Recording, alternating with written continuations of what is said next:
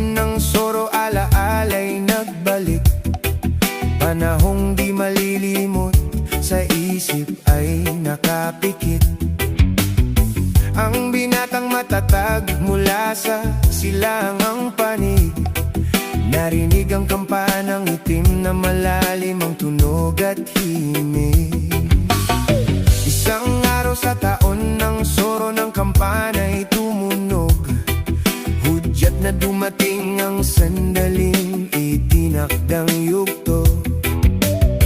May isa na tatahak sa landas na di tiyak ang dulo, patungo sa templo ng hari na liwanag.